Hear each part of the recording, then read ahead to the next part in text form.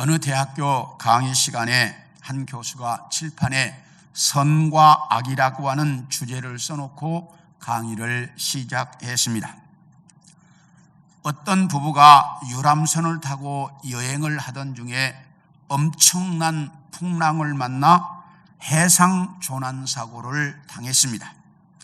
그래서 구조정으로 사람을 구원하는데 마지막으로 그 구조정에 딱 한 자리만 남았습니다. 그러자 남편은 자기만 혼자 이 구조선에 올라탔습니다. 그러자 침몰해가는 배 위에서 부인이 남편을 향해서 소리를 쳤습니다. 여러분, 그때 부인이 남편을 향해서 뭐라고 소리를 쳤겠습니까? 라고 교수가 학생들에게 물었습니다. 그러자 흥분한 학생들이 아니 세상에 부인을 혼자 남겨두고 지 혼자 살겠다고 구조정을 탑니까? 그것이 남자입니까? 아마 부인이 남편을 향해서 네 혼자 잘 살아봐라 또는 당신을 저주합니다. 당신 같은 인간을 남편으로 선택했던 내가 잘못된 여자지.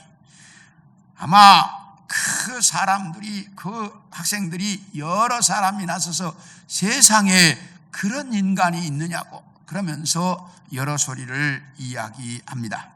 그런데 그때 한 학생은 아무 말 하지 않고 조용하게 그냥 고개만 숙이고 앉아 있습니다. 그러니까 그 교수가 그 학생을 지목하면서 자네는 부인이 남편을 향해서 뭐라고 소리를 쳤을까? 라고 물었습니다. 그러니까 이 학생이 아마 그 부인은 여보 우리 아이들 잘 부탁해요 라고 말했을 것 같습니다 라고 대답을 했습니다. 그러니까 그 담당 교수가 너는 내가 지금 강의하는 이야기를 알고 있었구나, 그래서 조용히 있었구나 라고 말하니까 아니요 교수님, 저는 이 이야기를 처음 듣습니다. 그런데 네가 어떻게 그 답을 알고 있어? 예, 제가 어렸을 때 저희 어머니가 일찍 돌아가셨는데 우리 어머니가 돌아가시면서 우리 아버지에게 여보 우리 아이들 잘 부탁해요 이렇게 말하고 돌아가셨습니다. 그래서 저는 그 부인도 남편에게 아이들을 부탁하지 않았을까 라는 생각을 했습니다 라고 말하자 그 교수가 감동을 받고 이 말이 정답입니다 그러면서 강의를 이어가는데, 이 남편은 혼자 살아서 돌아와 아이들을 정말 정성을 다해 길러서 아이들 시집장가를 보내고 얼마 후에 죽었습니다. 아버지가 죽고 난 이후에 자녀들이 아버지의 유품을 정리하다가 아버지의 일기장을 발견했는데 그 일기장에 보니까 어머니는 그때 이미 불치병에 걸려서 한 달 정도밖에는 더 이상 살 수 없는 상황이었습니다. 그러자 마지막으로 부부가 함께 여행이라도 다녀오자고 해서 여행을 출발했다가 조난사고를 당했던 것입니다. 그런데 그때 구조정에 한 사람밖에 탈 수 없다는 것을 알자 부인은 남편을 밀면서 여보 나는 어차피 돌아가도 얼마 못 살고 죽을 사람, 내가 돌아가서 뭘 할 수 있겠습니까? 그러니 당신이라도 돌아가야 우리 아이들을 키울 수 있지 않겠습니까? 그러니 당신이 구조정을 타세요. 그러면서 남편을 밀었던 것입니다. 그리고 일기장에는 나도 당신과 함께 마지막을 같이 하고 싶었지만 아이들 때문에 당신만 남겨놓고 혼자 살아왔던 것이 평생 한이 되었습니다. 그러나 여보 이제 얼마 있지 않아 천국에서 만납시다 라고 일기장이 되어 있더라는 것입니다. 그러자 그렇게 흥분해서 떠들던 학생들도 조용해졌습니다.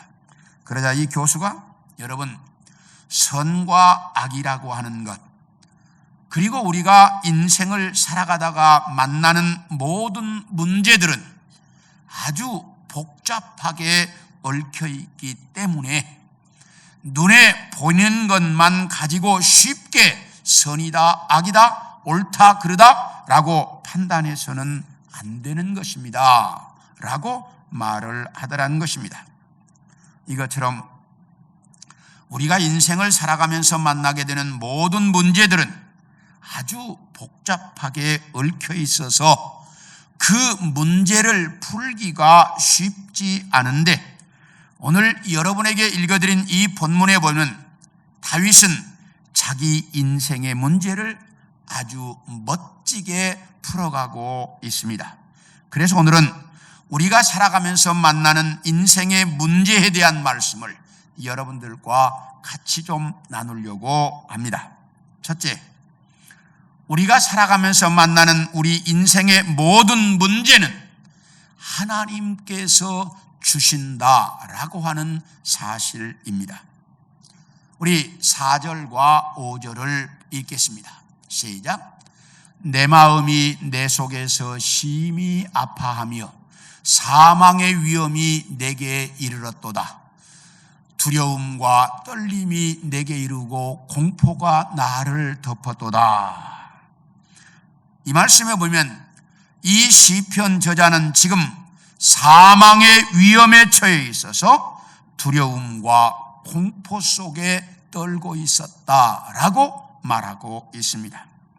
다시 이야기하면 인생을 살아가다가 심각한 문제에 부딪혔다는 말입니다. 그런데 이 시편 55편의 제목을 보면 이 시편은 다윗이 지은 시편이라고 되어 있습니다. 그렇다면 다윗은 그의 일생 중에 언제 그렇게 죽음의 공포 속에 떨면서 살았던 때가 있었을까? 다윗의 일생을 돌아보면 크게 2번 죽음의 공포 속에 떨면서 살았습니다. 첫 번째는 사울 임금에게 쫓겨다닐 때 다윗은 죽음의 공포 속에 떨었습니다.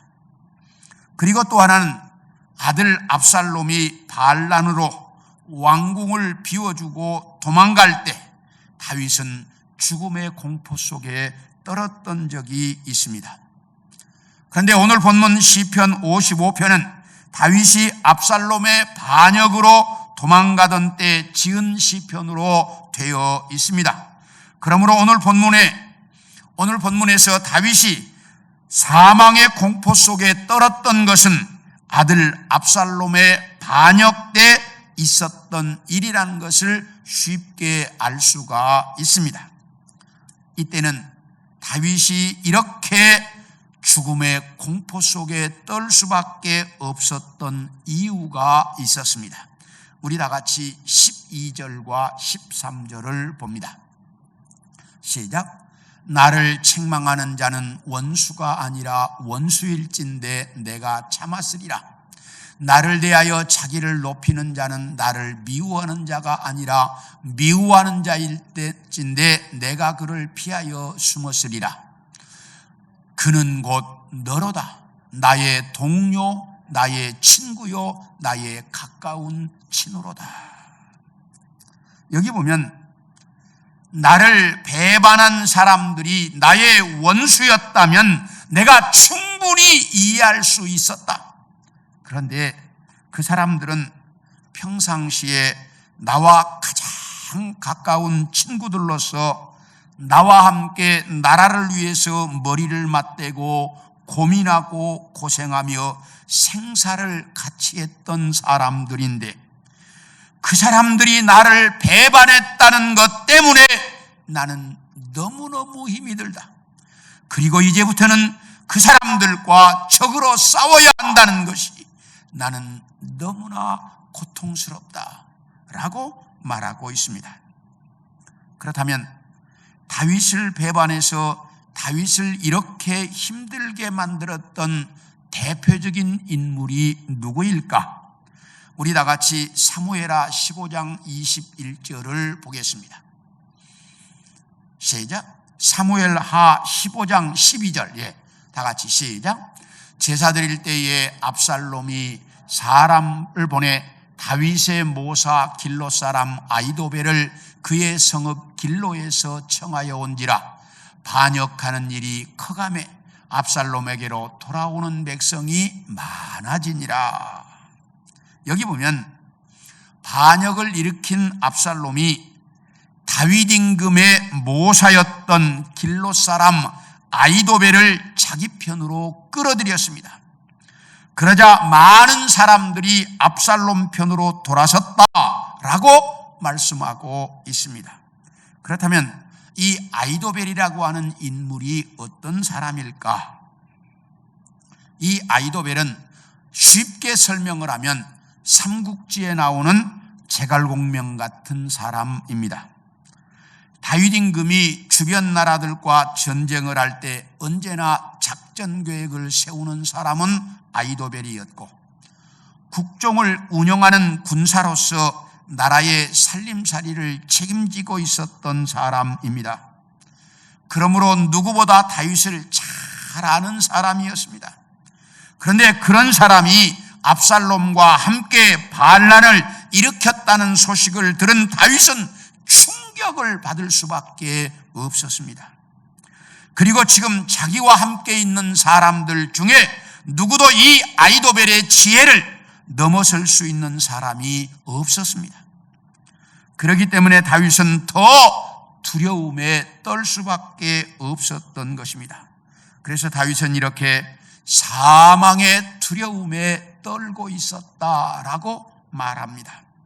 그런데 실상은 이것보다 더 다윗을 두려움에 떨 수밖에 없도록 만들었던 이유가 있습니다.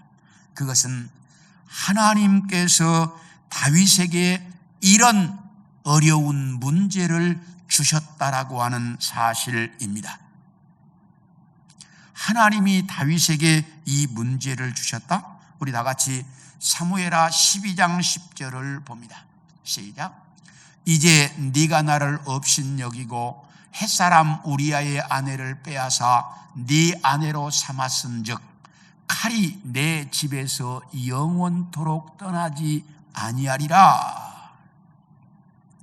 여기 보면 다윗이 밧세바로 말미암아 범죄하고 난 다음에 그 남편 우리아를 전쟁이 가장 극심한 지역에 보내서 전사하도록 만들었습니다. 그래서 밧세바가 전쟁 미망인이 되자 다윗은 아주 자연스럽게 밧세바를 자기 부인으로 데려왔습니다. 모든 것이 다 순조로웠습니다. 그래서 완전 범죄가 되는 줄로 알았습니다. 그런데 어느 날 나단 선지자가 다윗을 찾아와서 이렇게 말합니다. 왕이시여, 하나님의 말씀을 들으십시오. 그러자 다윗아, 네가 암몬 사람의 칼로 우리아를 죽이고 그 부인을 네 아내로 빼앗아 와놓고 나까지 속이려고 하느냐? 다윗아, 네가 나를 무시하고 이런 범죄를 저질렀으니 네 집안에 영원토록 칼이 떠나지 않는 재앙을 내릴 것이다 라고 말씀하시고 있습니다. 이 재앙 때문에 다윗의 집안에는 서로 죽고 죽이는 칼이 떠나지를 않았습니다. 첫 번째로 임한 것이 첫째 아들 암논이 배다른 여동생 다말을 사랑하여 어느 날 그를 범합니다. 그러자 이것을 알게 된 다말의 친오라비 압살롬이 2년 동안 준비해가지고 배다른 형 암논을 죽여버렸습니다. 형제간에 일어난 비극적인 살인사건이었습니다.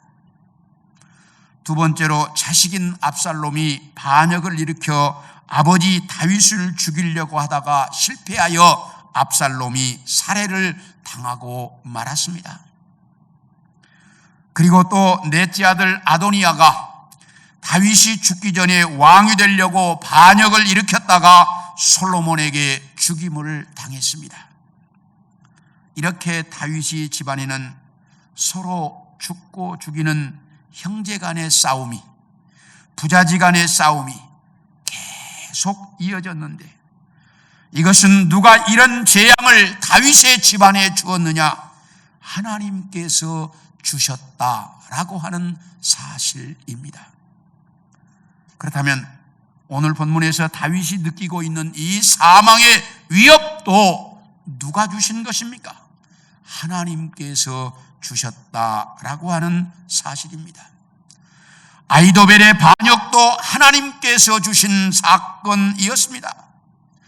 우리가 보기에 자식이 아버지를 죽이겠다고 반역을 일으킨 것이나 평생 친구처럼 살아왔던 아히도벨이 배반한 것을 보면서 인간이 어떻게 저럴 수 있을까라는 생각을 하지만 이것은 모두 하나님께서 다윗의 인생에 내려주신 짐이요, 문제요, 재앙이었다라고 하는 사실입니다.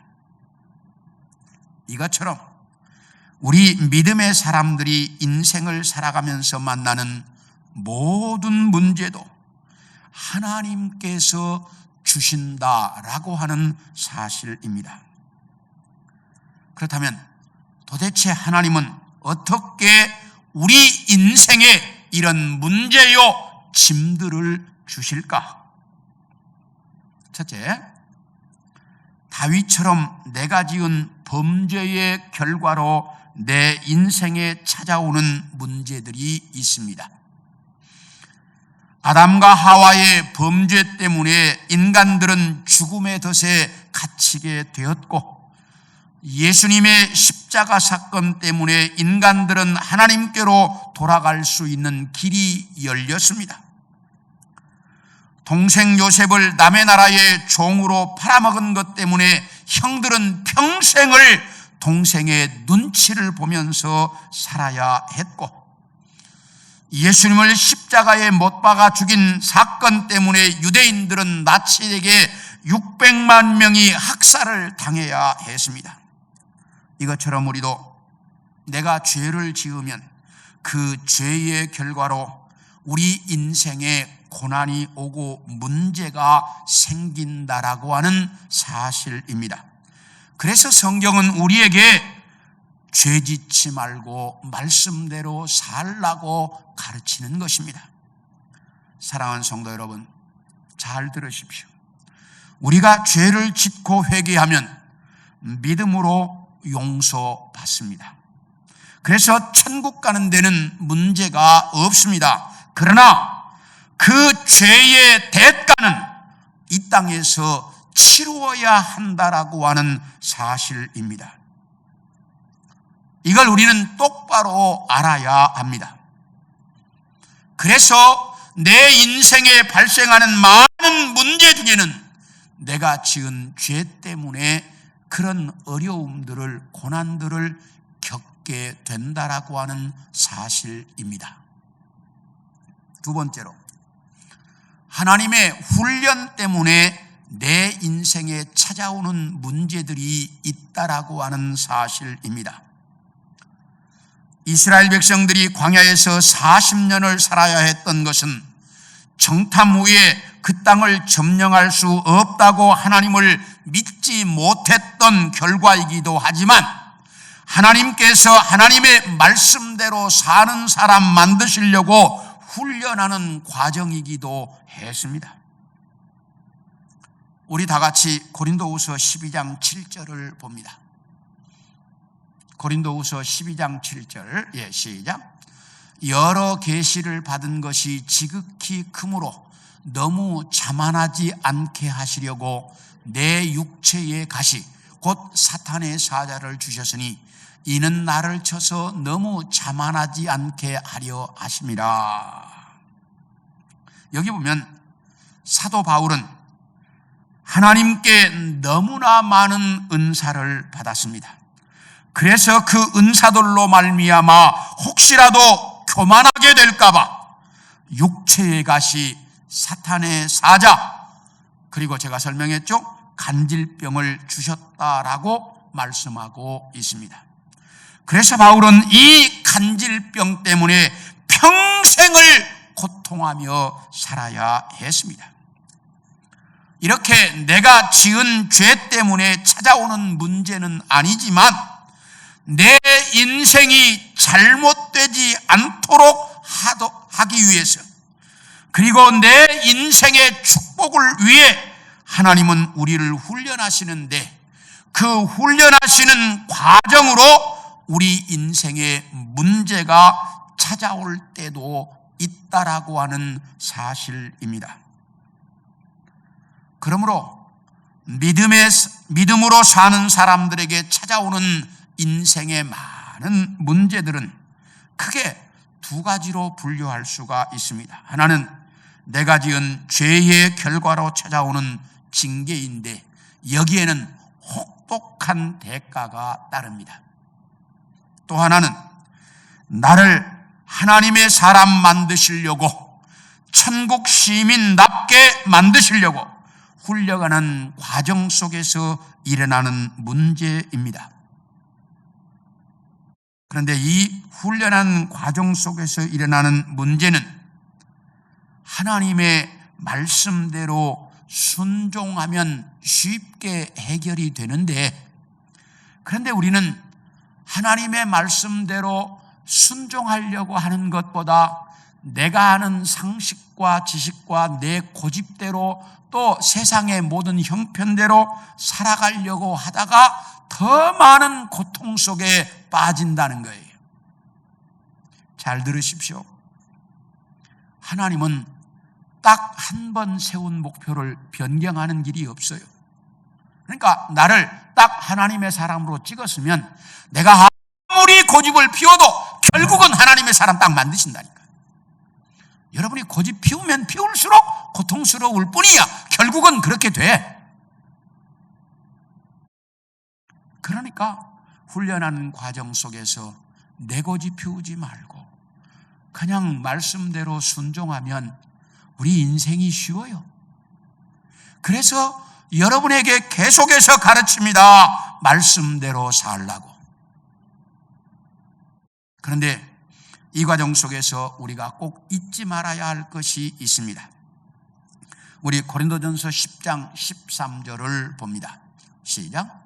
사람이 감당할 시험 밖에는 너희가 당한 것이 없나니 오직 하나님은 미쁘사 너희가 감당하지 못한 시험당함을 허락하지 아니하시고 시험당할 즈음에 또한 피할 길을 내사 너희로 능히 감당하게 하시느니라.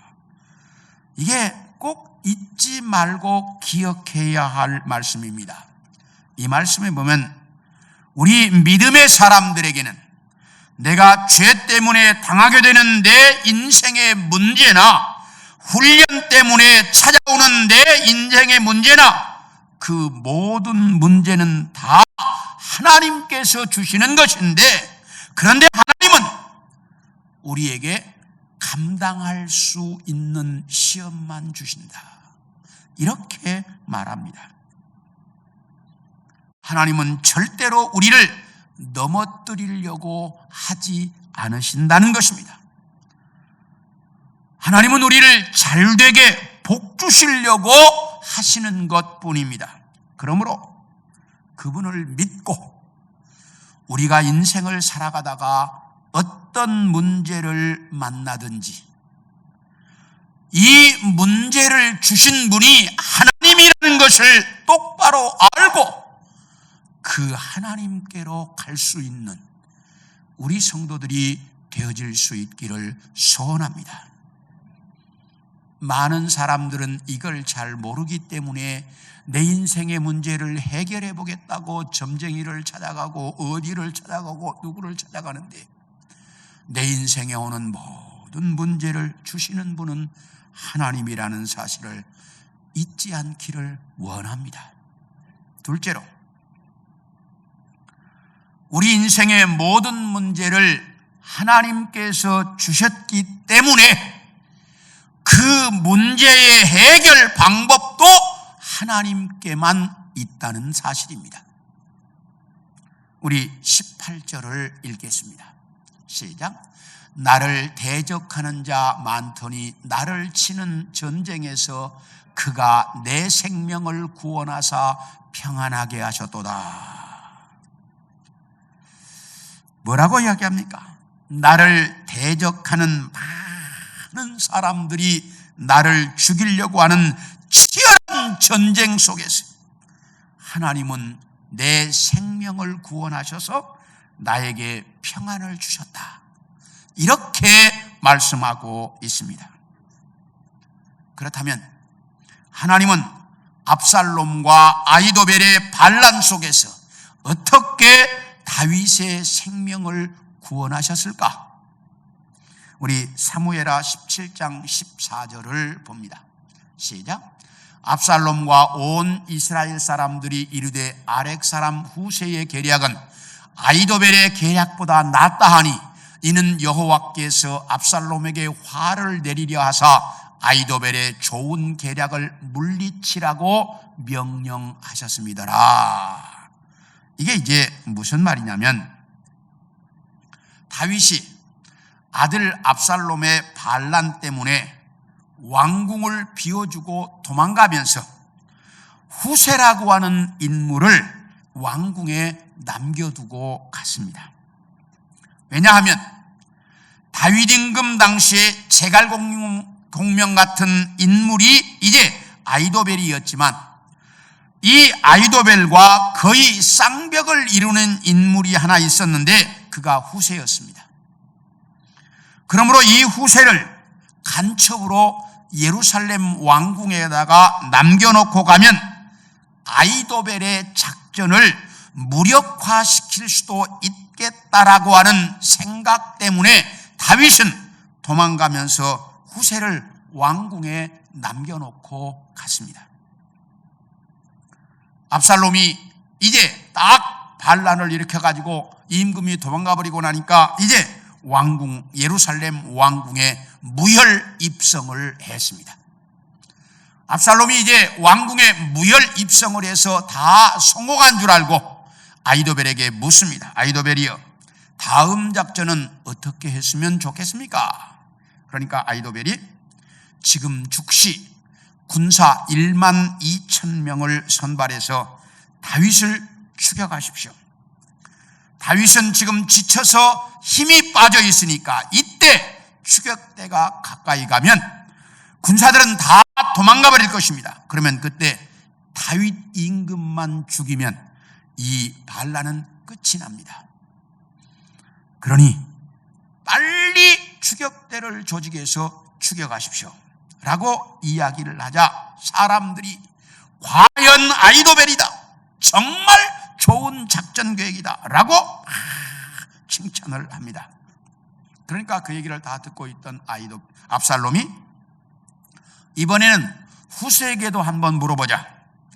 후세요, 당신 생각에는 우리가 어떻게 했으면 좋겠습니까? 그러니까 후세가 압살롬이요, 아히도벨의 이번 작전은 좋은 작전이 아닌 것 같습니다. 왜냐하면 당신의 아버지 다윗은 용사요 수없는 전쟁을 치룬 인물입니다. 그런데 그런 분이 군사들과 함께 있겠습니까? 우리가 쫓아가도 틀림없이 군사들과 함께 있지 않고 아무도 모르는 곳에 혼자 숨어 있을 것입니다.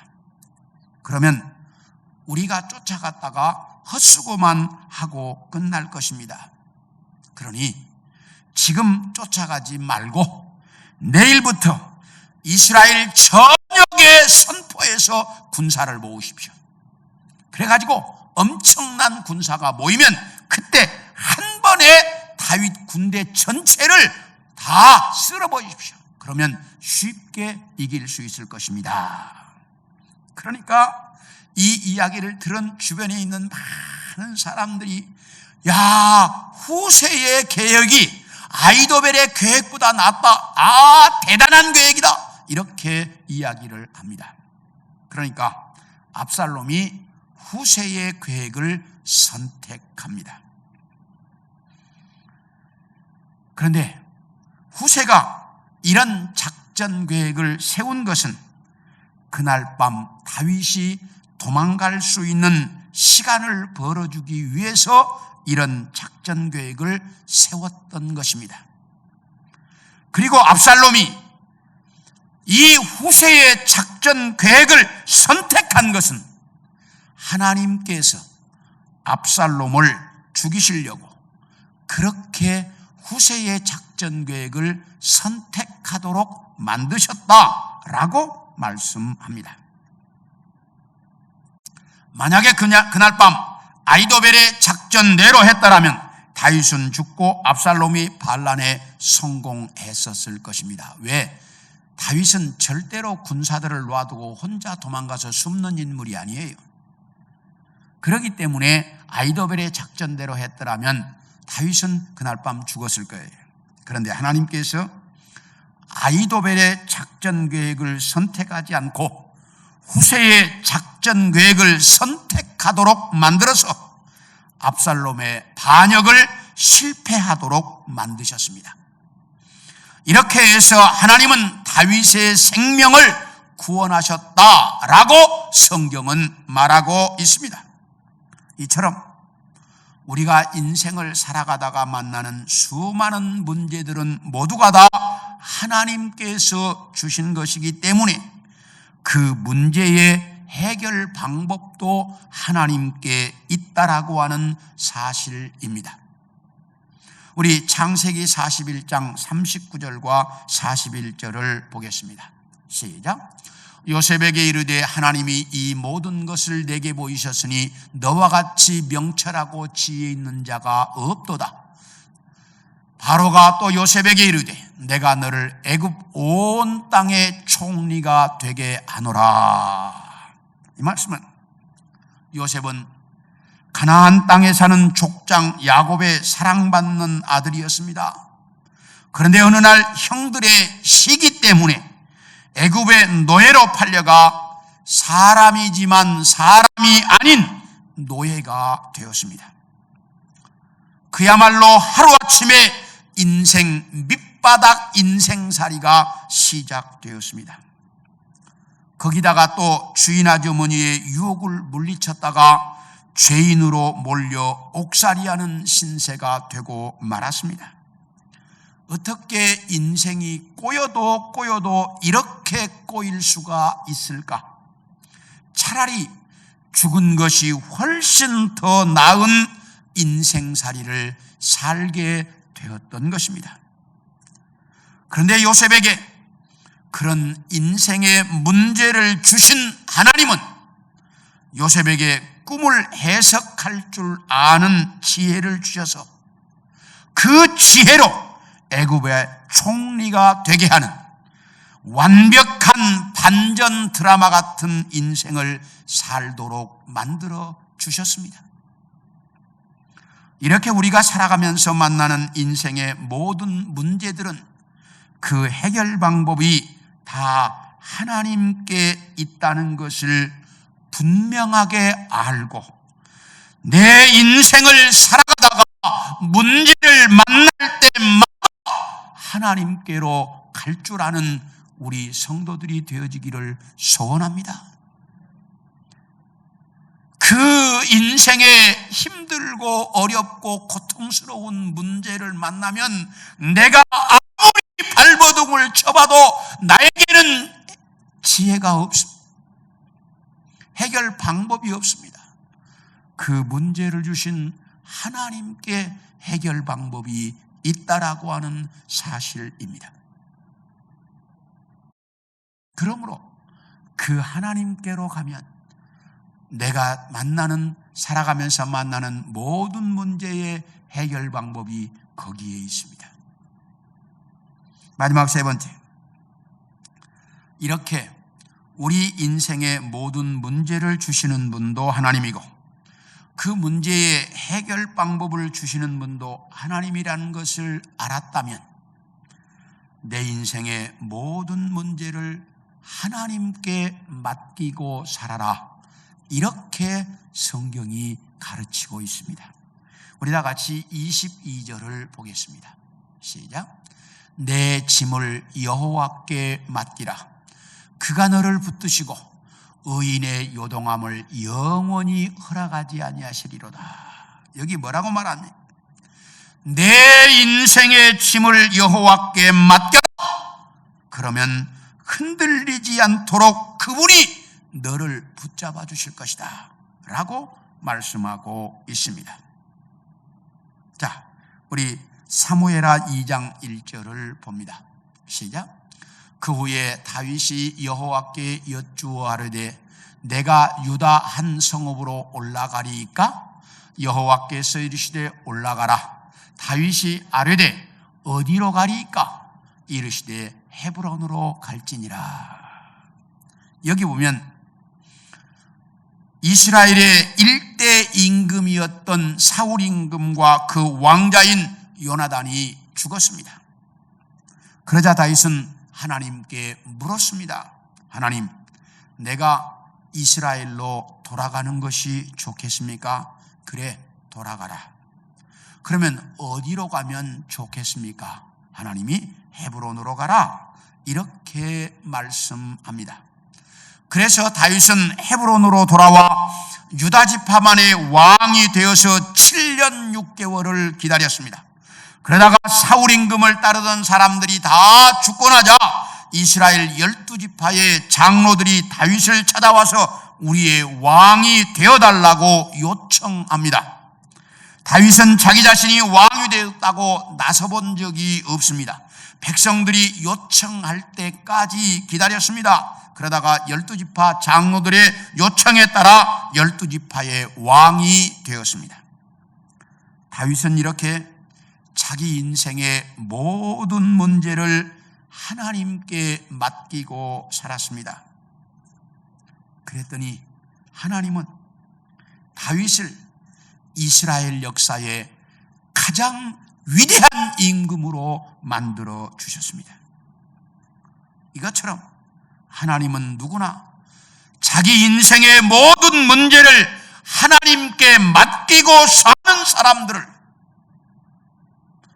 최고의 인생을 살아갈 수 있도록 만들어 주신다라고 하는 사실입니다. 하나님께 맡기면, 내 인생의 모든 문제를 하나님께 맡기면 하나님은 가장 멋지고 가장 아름다운 방법으로 그 모든 문제를 풀어가신다는 거예요. 그래서 우리 주님은 수고하고 무거운 짐진 자들아 다 내게로 오라.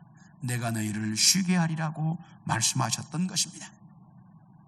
사랑하는 성도 여러분, 우리도 인생을 살아가다가 보면 사업의 문제, 직장의 문제, 결혼의 문제, 가정의 문제, 자녀의 문제, 친구 간의 문제 등 수많은 문제들을 만나게 됩니다. 그런데 우리는 그 모든 문제를 내가 지고 내가 해결해 보려고 발버둥을 칩니다. 그런데 똑바로 아세요. 우리는 그 모든 문제를 해결할 만한 능력이 없습니다. 제가 이렇게 만나는 사람들을 보면 다 뭐라고 자기가 다 해결할 줄 아는 것 같아요. 그러니까 문제가 해결이 안 되는 겁니다. 그러므로 그 모든 문제의 해결 방법을 가지고 계시는 주님께 그 모든 문제를 맡기고 살아가라고 말씀하고 있습니다. 그러면 주님께서 내가 상상조차 할 수 없는 가장 멋지고 좋은 방법으로 내 인생의 모든 문제를 해결해 주신다는 거예요. 그래서 내가 최고의 인생을 살아갈 수 있도록 만들어 주신다라고 말씀하고 있습니다. 그러므로 그 주님을 믿고 주님께 내 인생의 모든 문제를 맡겨놓고 그리고 살아갈 줄 아는 우리 성도들 모두가 되어질 수 있기를 축원합니다. 그러면 하나님은 여러분의 인생을 최고의 인생이 되도록 아름답게 만들어 주실 줄로 믿습니다. 그 하나님을 우리는 믿고 있습니다. 그 하나님을 믿고 있습니다. 그 하나님을 믿고 여러분의 인생의 모든 짐을 주님께 맡기고 살아갈 줄 아는 우리 성도들 모두가 되어질 수 있기를 축원합니다.